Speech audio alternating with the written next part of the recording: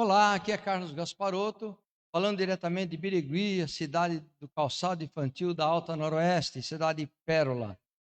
Eu tenho uma pérola para você nesta oportunidade, trazendo uma mensagem para edificar o seu coração.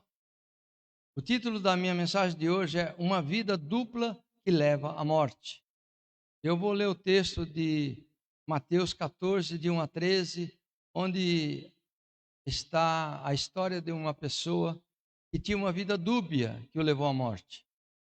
Naquele tempo, ouviu Herodes, o tetrarca, a fama de Jesus. E disse ele aos seus criados: Este é João Batista, que ressuscitou dos mortos, e por isso esses milagres operam nele, que era Jesus, né? Porque Herodes tinha prendido João e o tinha manietado, amarrado e encerrado no cárcere, por causa de Herodias, mulher de seu irmão Filipe. Porque João lhe dissera: Não te é lícito possuí-la. E querendo matá-lo, temia o povo porque o tinham como profeta. Festejando-se, porém, o dia do aniversário de Herodes, dançou a filha de Herodias diante dele e agradou Herodes. Por isso prometeu com juramento dar-lhe tudo o que pedisse. E ela, instruída previamente por sua mãe, disse: Dá-me aqui num prato a cabeça de João Batista. E o rei ficou afligido, mas por causa do seu juramento e dos que estavam à mesa com ele, ordenou que se lhe desse o que pedira. Então mandou degolar a João no cárcere. E a sua cabeça foi trazida num prato e dada à jovem, e ela a levou à sua mãe. Chegaram seus discípulos e levaram o corpo de João, e o sepultaram, e foram então anunciá-lo a Jesus. E Jesus, ouvindo isto, retirou-se dali num barco para um lugar deserto, apartado, e sabendo o povo, seguiu a pé até as cidades. Queridas, aqui está uma pequena história da narração da vida de Herodes. O nome dele era Herodes Antipas, ou simplesmente Antipas. E ele era o filho mais novo de Herodes, o grande, com uma de suas esposas, a samaritana Maltace, uma das 10 esposas de seu pai. Portanto, por parte de mãe, Antipas tinha origem samaritana, e por parte de pai tinha origem edomita, ou seja, Herodes Antipas era descendente de Esaú.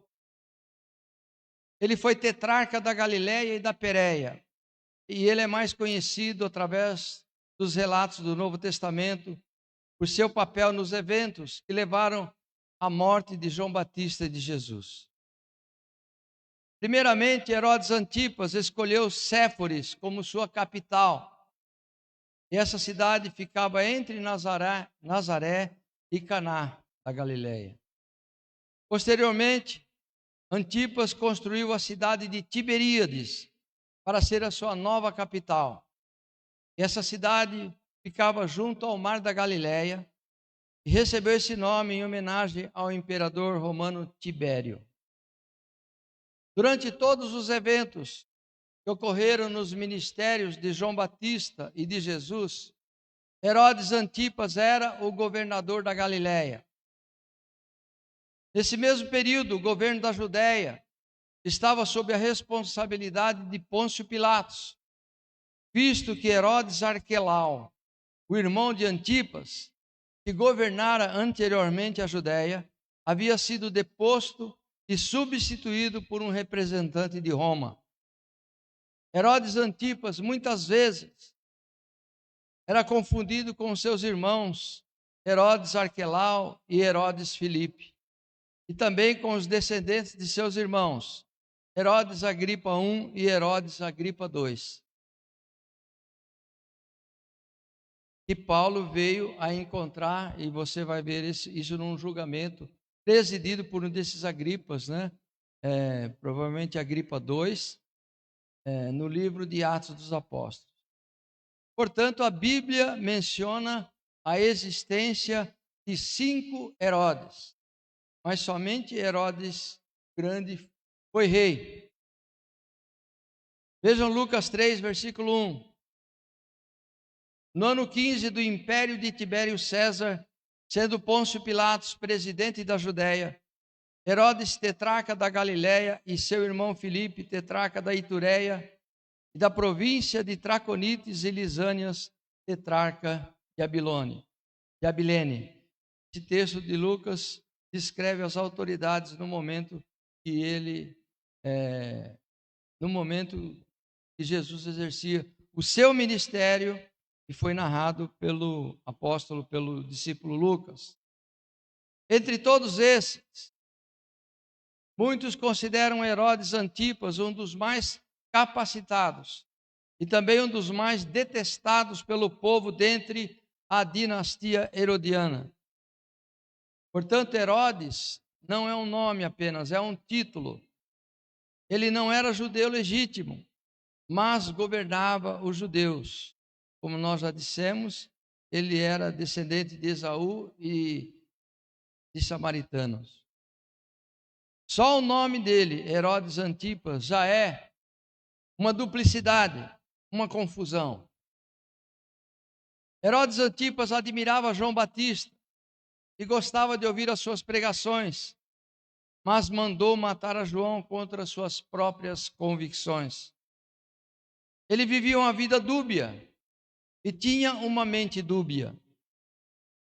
Entre todos os Herodes, muitos consideram então Herodes um dos mais capacitados. Pôncio Pilatos enviou Jesus para Herodes quando este estava em Jerusalém durante a Páscoa. Antipas fez algumas perguntas a Jesus, porém não encontrou nele nada que o incriminasse e mandou de volta para Pilatos. Esse fato demonstra que Antipas não queria se envolver nos assuntos religiosos e por isso deixou a decisão acerca das acusações contra Jesus nas mãos dos judeus. Estamos falando de dubiedade. Dúbio é tudo aquilo que está sujeito a diferentes interpretações.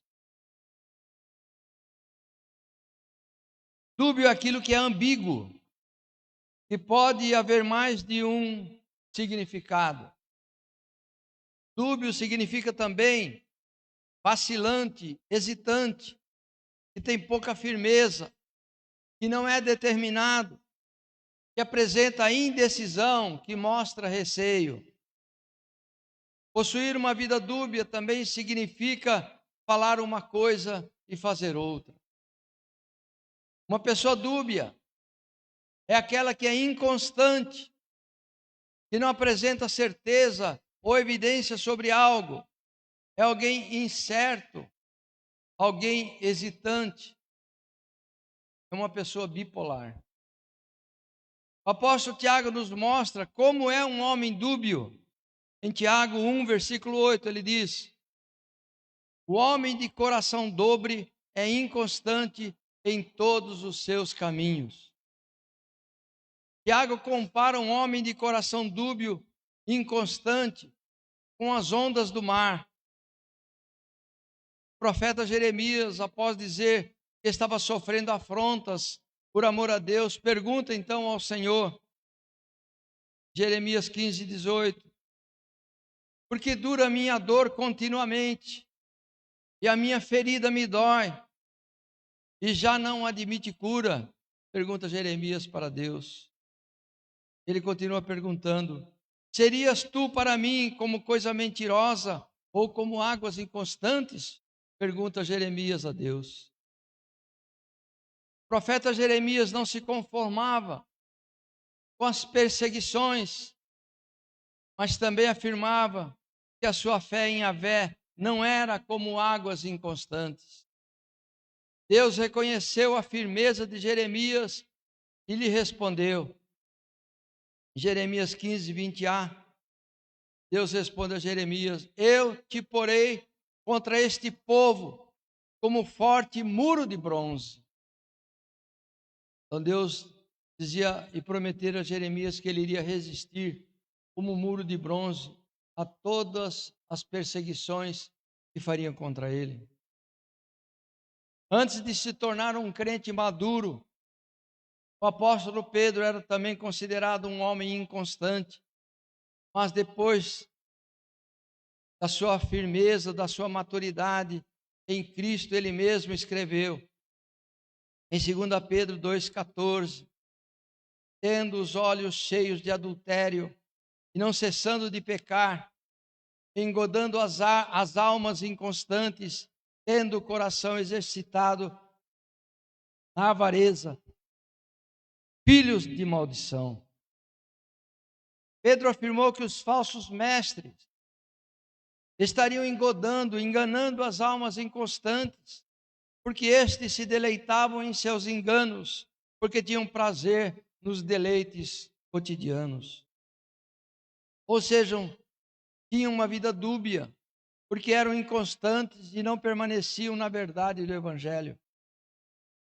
Mesmo Pedro, se referindo aos escritos do apóstolo Paulo, condenou a inconstância dos indoutos, porque distorciam a verdade para sua própria perdição. Na sua segunda carta, Pedro escreve no capítulo 3, verso 16, falando disto, como em todas as suas epístolas, se referindo às cartas do apóstolo Paulo, entre as quais há pontos difíceis de entender, que os indoutos e inconstantes torcem, e igualmente as outras escrituras, para a sua própria perdição. Paulo recomenda que busquemos a unidade da fé, até chegarmos ao homem perfeito, à medida da estatura completa de Cristo, não agindo mais como meninos inconstantes, deixando a nossa imaturidade. Em Efésios 4,14, Paulo escreve: para que não sejamos mais meninos inconstantes, levados em roda por todo vento de doutrina, pelo engano dos homens que com astúcia enganam fraudulosamente. Muitos são levados por ventos de doutrina, não se firmam, não sabem discernir os enganos e por isso agem inconstantemente em suas vidas. Eu pergunto: quem não foi menino ou menina inconstante, que atire a primeira pedra? Jonas, mesmo sendo profeta, foi um menino inconstante quando desobedeceu a ordem de pregar aos ninivitas e por isso foi engolido pelo grande peixe. Davi, com toda a sua coragem, foi como um menino inconstante quando cobiçou a mulher de seu soldado e, como consequência, sofreu a divisão dentro de sua própria família. Moisés, com toda a sua fidelidade a Deus, foi um menino inconstante quando bateu com a vara na rocha e por isso não viu a terra prometida. É isso que acontece com quem tem uma vida dúbia. Não seja inconstante na sua fé, para que você não seja tragado pelas circunstâncias deste mundo, para que você não experimente a fragmentação de sua família ou não veja as promessas de Deus serem cumpridas na sua vida. A prosperidade bíblica é recomendada em Provérbios 16, 20, onde Salomão escreveu: o que atenta prudentemente para a humildade achará o bem, e o que confia no Senhor será bem-aventurado. Esse texto de Salomão nos recomenda prudência e fé no Senhor, fé na sua palavra. Deus criou o homem com a capacidade de aprender e de compreender. E através dessas faculdades, Deus quer nos preencher do seu conhecimento. Sendo Deus paciente e longânimo, o cristão deve andar dignamente perante Ele, pois tem toda a fortaleza segundo a força da sua glória. Em Efésios 1,19, Paulo escreveu: e qual a sobreexcelência, grandeza do seu poder sobre nós, os que cremos, segundo a operação da força do seu poder. O apóstolo Paulo ainda destacou em Colossenses 1,29. E para isto também trabalho, combatendo segundo a sua eficácia, que opera em mim poderosamente. Portanto, Paulo proclamou aos cristãos acerca da força e da fortaleza de Deus. Ele demonstrou que essa mesma força e poder opera eficazmente em nós por meio de Deus e de sua palavra. Paulo nos mostrou que o seu trabalho e a sua batalha é segundo a eficácia de Deus, que nele operava poderosamente. Irmãos, não se esqueçam disso. Não é pelas suas forças que você irá vencer as dificuldades, mas é pela força do poder do Evangelho. Vejam o que Deus disse a Zorobabel, o governador de Judá, que reconstruiu o templo de Jerusalém, que havia sido destruído por Nabucodonosor 70 anos antes. Zacarias 4:6. E respondeu-me dizendo: esta é a palavra do Senhor a Zorobabel, dizendo: não por força nem por violência, mas sim pelo meu espírito, diz o Senhor dos exércitos. Não por força nem por violência, mas sim pelo meu espírito, diz o Senhor. Força e violência tem o significado do uso indevido da palavra de Deus. Quando nós queremos resolver um problema com nossas forças e com nossa sabedoria, sem pedir ajuda de Deus, estamos violentando a sua palavra e trazendo sobre nós a derrota. Quando Jesus começou a sua pregação, os novos discípulos, Tiago e João, dois irmãos, filhos de Zebedeu e de Salomé, junto ao lago de Tiberíades, eram tão impulsivos que foram chamados por Jesus de filhos do trovão. Certo dia, quando tiveram contato com os samaritanos, ao verem Jesus ser rejeitado por eles, pediram a Jesus para descer fogo dos céus para consumi-los. Eles estavam fazendo a Jesus um pedido na força do braço do homem, aliado ao peso da vingança. Jesus lhes respondeu: vocês não sabem de que espírito eu sou. Uma pessoa inconstante fica olhando para as circunstâncias, se comparando com as demais pessoas que o cercam, e por isso se sentem derrotadas e depressivas. Lembra daquele cântico, né? Não por força, nem pelas circunstâncias, né? Então, quando olhamos para as circunstâncias, ficamos depressivos, porque as circunstâncias são assustadoras. É por isso que eu digo que quem é dúbio corre o risco de morte. Quem se esquece da aliança com Deus, a sua casa se inclina para a morte. Quem se esquece da sua aliança com Deus, a sua casa se inclina para a morte. Em Provérbios 2, 17 e 18, Salomão também escreveu: que deixa o guia da sua mocidade e se esquece da aliança do seu Deus, porque a sua casa se inclina para a morte e os seus caminhos para os mortos. Em 1 Coríntios 15, 56, Paulo escreve: ora, o aguilhão da morte é o pecado e a força do pecado, a lei. Mas quando cremos em Cristo, estamos mortos para a lei. Romanos 7,4, Paulo escreve: assim, meus irmãos, também vós estáis mortos para a lei pelo corpo de Cristo, para que sejais de outro, daquele que ressuscitou dentre os mortos, a fim de que demos fruto para Deus. Os judeus confiavam na força da lei, porque tinham na força do braço o seu entendimento. Eles se consideravam justos por serem filhos de Abraão, e por isso rejeitaram aquele que foi enviado por Deus, Jesus. Então, eles estavam mortos, porque mortos para Deus, porque rejeitavam o plano de Deus para a nação de Israel e por isso eles foram rejeitados como nação. Em Romanos 8:2, Paulo escreve assim: porque a lei do Espírito de vida em Cristo Jesus me livrou da lei do pecado e da morte. O pecado entrou no mundo por meio de Adão, mas por meio do último Adão a salvação chegou até nós.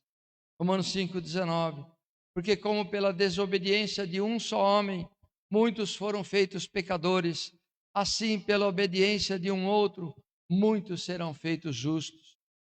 Somente será salvo aquele que invocar o nome de Jesus e de nenhum outro mais. Querido amigo, querida amiga que está me vendo, me ouvindo, que você seja firme como o patriarca Jó, que não sucumbiu diante das catástrofes armadas contra ele por Satanás. Que você seja firme como José, que não cedeu à tentação da mulher de Potifar. Que você seja firme como Jeremias, que não conquistou nenhum discípulo no seu ministério, mas permaneceu fiel a Deus até o fim. Então, amados, eu comecei essa mensagem falando de um homem dúbio, um homem que cocheava entre dois pensamentos, Herodes Antipas, mas também mostrei que nós devemos confiar na palavra de Deus e não em nós mesmos, confiar no Evangelho e não confiar no nosso entendimento. Que você confie, passe a confiar em Cristo Jesus, passe a segui-lo como seu discípulo, confie na verdade do Evangelho e você será uma pessoa firme e não dúbia. Você não será mais uma pessoa que duvida, mas uma pessoa que teria certeza da sua salvação, crendo em Cristo e no Evangelho. Amém.